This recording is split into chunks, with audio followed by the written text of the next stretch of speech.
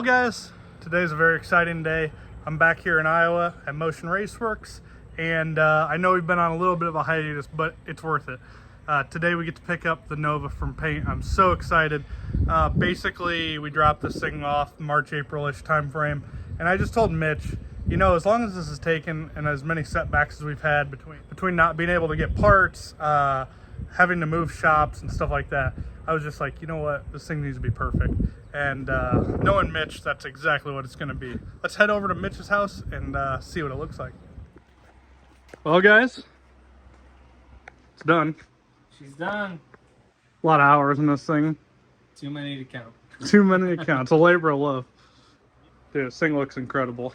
So what was the worst part about doing all this? Really wasn't terrible. Just putting it all back together, because I paint everything apart just so it gives you a better finish. You don't have any tape lines in the jams or anything. So then it's just putting it all back together without messing anything else up. It's the worst part. Like, how many hours do you think you really have in the whole thing? Hundreds. Like 500? Be a good You've guess. had it since what? Was it March? It honestly is so nice. I'm gonna have a hard time even like working around it.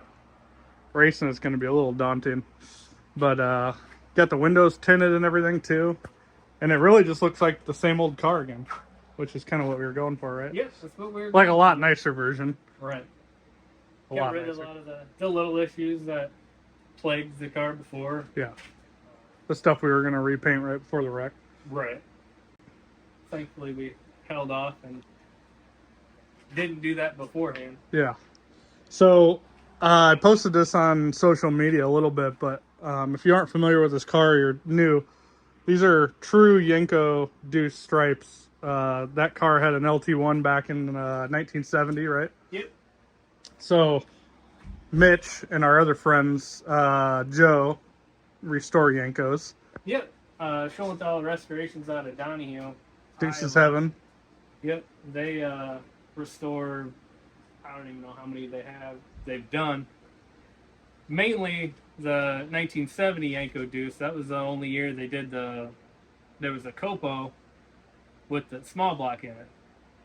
And I think they only made like 175 of them in 1970.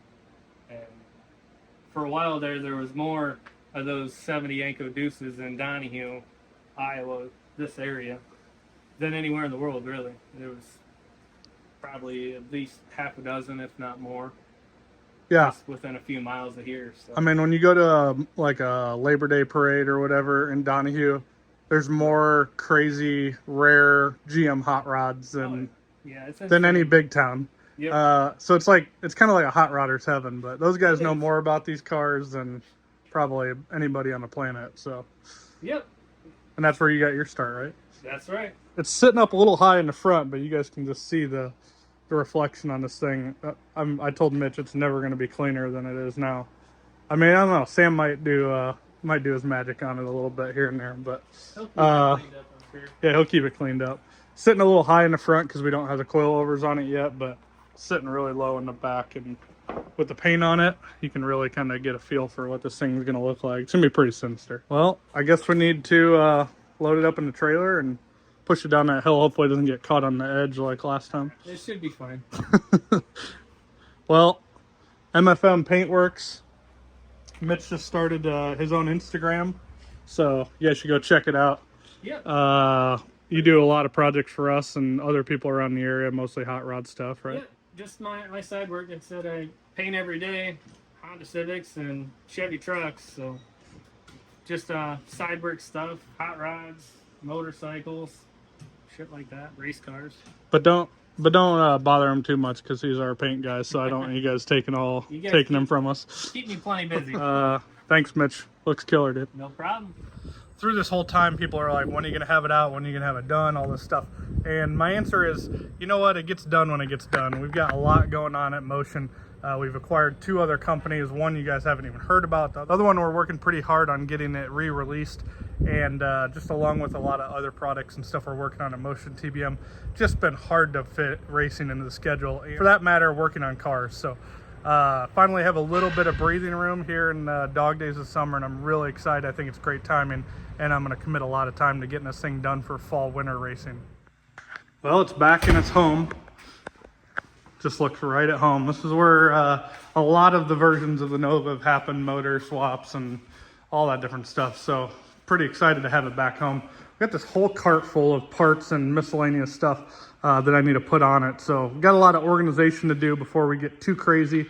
I got this battery powered jack so that we can lift this thing up on, I guess they're not Pro Jacks, but race jacks from ProFab. Got a set of those. I've been watching my buddy Tom Stark with having these, and I know people are going to say it's pro mod now, but being able to pop that thing up in 2 seconds, all 4 corners when you're on race week, it's just a game changer as far as maintenance goes. So pretty excited about those. I'm going to get those together and get this thing up in the air. Honestly, what's kind of crazy about it is when I first wrecked this thing, my plan was to have this thing done in about 60 days. And now we're going on 2 years. Wrecking the car with all the pandemic stuff happened, not possible. It took, forever just to get engine parts.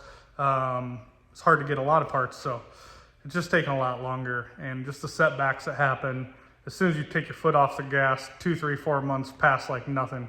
But we're here, and I'm not sad about it, and I'm just really excited that it's gonna come together how I want it. And so now is the time to really take our time and put it together nicely and make sure when it goes out, it's got everything it needs to work really well. All right, guys, so first look, I just got the front shocks on this thing. It just always had struts on it because we kind of hurried through finishing and getting this thing done. But I got those Menser shocks mounted back on it, and just look at how low this thing is. It is, for a car that's gonna be street driven, it is in the weeds. If you look up here, the subframe connectors are not even a full fist above the ground. Luckily, we went with the coilover style TRZ mounts, so we can crank it up in the front, and then as you guys may or may not remember, in the back, it's got these adjustable leaf spring pockets, so we can kind of curtail all that stuff by adjusting all that. But well, it looks incredible for a muscle car. Between the paint job, the stance, and just the overall look, I'm just so excited. So pretty pumped to get her to the next stage. All right, so as much as I want to get this engine, this HED unit, into here, I figure it's a good time to get all this stuff taken care of. Need to make some new spacers, but I ran a alternator mount similar to this the last time around. Spinning the alternator backwards has proven to be, it's never had an issue. All the thousands of miles and years this thing was together. So we're gonna go ahead and do it again. And we get a good Power Master alternator, made our own bracket. This is basically because these Smith Racecraft front ends, they're not really built to put accessories back, and as far as down and back as the engine is, there's just no room for it. So that's coming out front. Mechanical pump is obviously driven off the cam, so then that leaves our oil pump. So I went ahead, these are actually really simple, these mechanical oil pumps. This is an R&R pump. These pumps have just a standard style mount right here. That way you can adjust that way and that way. Very easy to make a mount. Basically what I did was I took 3 bolt holes that were in the block that went through the motor plate, and I made a base plate, and then kind of just held everything up and marked the holes and drilled and tapped right in here. So as you can see, because of the way it's made, there's plenty of room to put a belt on and then tension it. This is going to use an HTD driven right off of this, using a Motion Raceworks pulley. And then what we're going to do is, this is another piece we make. This is a front mandrel drive. This will fit a lot of late model aftermarket ATI balancers, but check on our website to see if it fits yours. We actually had to modify this because this was a special balancer. So I still have to get the right spacers. This is what I had laying around, spacers and bolts, and we'll clean up the bracket a little bit, but that's gonna run right off there. Put a keyway in here. You'll see that with this thing all the way out, plenty of clearance for fittings down here. All these fittings are actually going to shoot straight down, and then all the scavenges on the pan are right here, and so that stuff's all gonna run there. And yeah, I think we should be good. This one might be a little tight in the back, but we'll figure that out when we get to that point. Just clean up this bracket and make it look a little fancier. Maybe anodize it or something, and then get ready to drop the motor in this thing. That is gonna be a monumental day. So I actually this fitting was actually gonna run right into pretty much that spot on the motor plate. One of the nice things on these pumps, you'll see all these plugs all the way down. These ones are scavenged versus pressure. This dry sump is internally manifolded. So all of these are connected. So you can actually pull this plug out, put it here, and then move this here, which is gonna be a lifesaver in this instance because that was running right into it. Kind of had a little freak out moment, but luckily these are all internally manifolded on the out section. And check with your pump manufacturer, but kind of a nice thing about the R&R stuff. All right, one last check. I got that fitting moved right there. Obviously the manifold connect set, making sure all my fittings cleared down low, and I think we're ready. So we're going to, man, I'm gonna need some help for this one, so I'll probably hold off, but we are ready to drop the motor in the car. All right, so big day. We pretty much have what we consider all the fab work done. So mock-up motor's coming out. That beautiful HUD, it's covered by a garbage bag right now. That one's going in. So Jared's underneath there doing all the hard work while I stand up here and talk. But here pretty soon, we're gonna have a final journey home for a lot of parts on the Project Nova. And that's pretty exciting because then we can actually start finishing, tidying things up. It's been back and forth a million times, but finally heading in its final direction.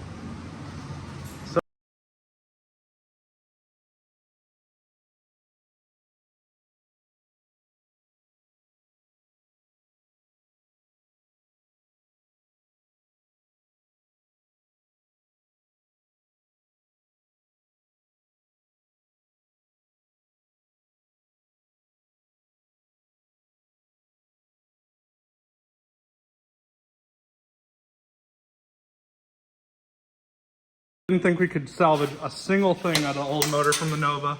We needed some dowel pins. They're good. Friday afternoon, where are you gonna get dowel pins? If you guys haven't seen this, wicked blow up. Wicked blow up. These are actually the sleeves out of the engine. I think I showed it maybe in another video, but I think it crank broke. I think an atomic bomb went off of the inside of it. Pretty wicked. Literally ruined the heads that were on it.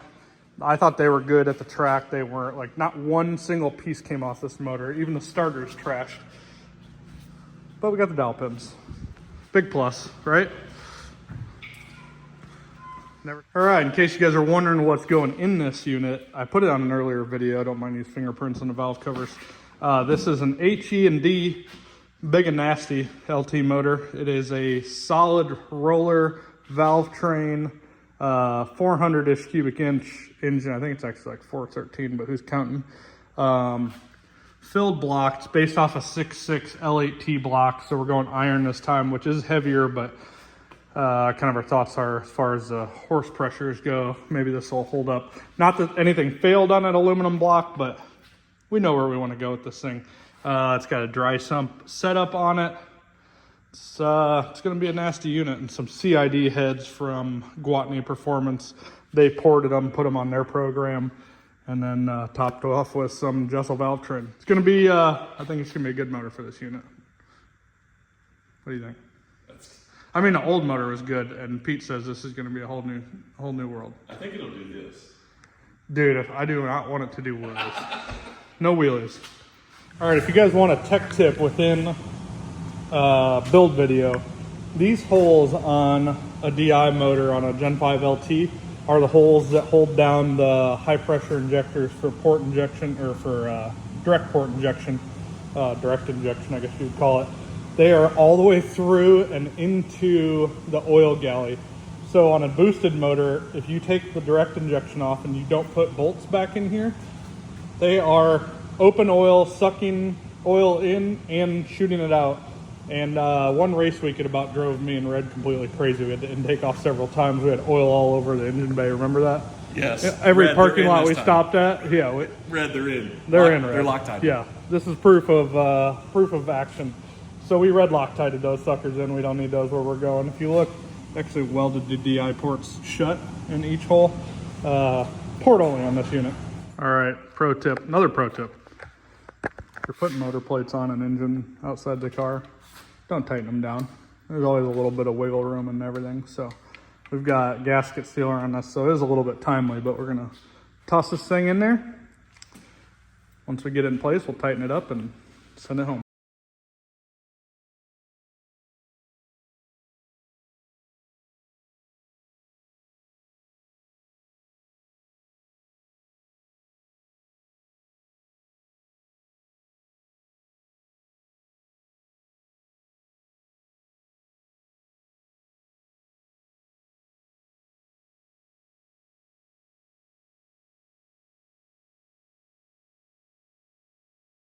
It's actually starting to get pretty real here. One small hiccup we ran into, this alternator bracket. Of course, we're not going to run it with plastic, but there was a hole here on an aluminum block that is not on this 6.6 iron block. So a little bit back to the drawing board on that one, but everything fits and clears. So I guess if that's the worst thing that happens right now, it's not the worst thing that could happen, but now I guess we start throwing some parts on this thing. We'll have to address that later. All right, this is where we get to do the fun stuff and bolt on the Motion Raceworks billet parts. This is our Gen 5 LT race valve cover. Notice it doesn't have a hole in the back for the mechanical fuel pump, which is nice if you're not running DI, which we're not.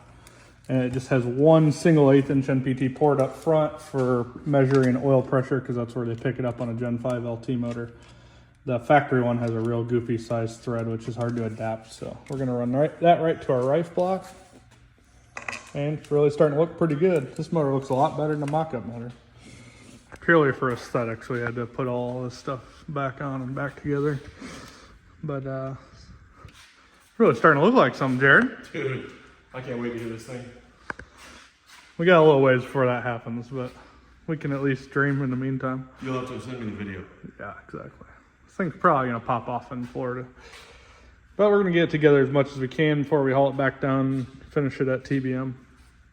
It's easier to carry a finished car you're proud of than a bunch of parts. All right, the outside's gotten a lot of love, so we're also gonna do some love on the inside. This thing used to have door handles. Of course, it's hard to fit those with a cage bar, especially the 6.0 cert, keeping it wide so it's comfortable for the drag and drive stuff. So got some without, so these old ones are gonna have to they have to go maybe sit in a maybe later on pile, and if I ever have a Nova that has door handles, we can put them back into service. But for now, put some time for some new ones. Yeah, that's pretty satisfying. Quick win, just the detail work that it's important to make a real nice race car, having new stuff like that. So all right, so one of the things I'm doing right now is just trying to mount up everything, I guess, without simplifying it too much, and just make sure things fit. You have, on one of these drag and drive cars, you have a lot of things happening. You have a full cooling system. On this car, you have an intercooler, twin turbos. That doesn't make things any easier. I like to properly lay out breather systems. And honestly, at this point, what you need to be thinking about is how hard am I making my life down the road by the way I'm building something. You know, the way lines are mounted and routed. Are they in the way of spark plugs? Are they gonna catch on something? Is a tire gonna hit? Whatever. As well as like plug wires, stuff like that. So one thing I wanted to note was We have these really cool roll bar mount for smart coil style ignition coils. And the picture online shows this part right here in the middle, the bar mount. But you can actually move it on either side, which sometimes that's all you need to clear things. Like look at over here, that clears this fitting perfectly because I moved it all the way to the one side. If it would have been in the middle, it would have hit that fitting. And that's kind of the direction that that fitting is gonna route. So this is the most exciting and also one of the biggest pain in the butt situations, because you don't want to have to go back and redo things, and you don't want to make your life terrible to work on. I see a lot of cars with stuff crammed in, and I'm like, and I can't help but think all you're doing is making your life really hard at the track. And I've been that guy before, or on the side of the road, I guess, for that matter. But I've been that guy before. I'm trying everything I can to avoid it this time around. I would love to be able to pull up to the racetrack, pull out my Pro Jacks, put this thing up, change the fluids in like 10 minutes, put spark plugs in another 10 minutes, and then be ready to be on the track with proper cooling system and everything. Being able to race and be ready is just as important as how fast you go, because sometimes things happen, you roll in at the last minute, or you just need time for cooling and stuff like that. So that's what we're working on. Another thing I'm trying to consider while I'm mounting all this stuff is air cleaner. So these turbos are pretty big. You don't have a whole lot of air cleaner options. So I'm thinking at some point I'm either probably gonna have to make like this removable clamp-on style box with a flat filter, or if I can find a turbo guard that's that size that actually has a real breathable element for driving, because these tires are gonna kick a lot of stuff up that direction. Definitely don't wanna eat up a bunch of turbo blades on the way to the track. One shameless plug, there's probably a lot of shameless plugs in this. Because this is a solid roller motor, I'm actually going to use our quick release burn downs. So these things pull up to the track, pull that thing out. This allows you to just take this line right off as soon as you get to the track. We have these in bare and black anodized, and then we have like a whole line of valve covers that actually have these pre-installed. There's just 2 bolts, so they can actually flip either direction.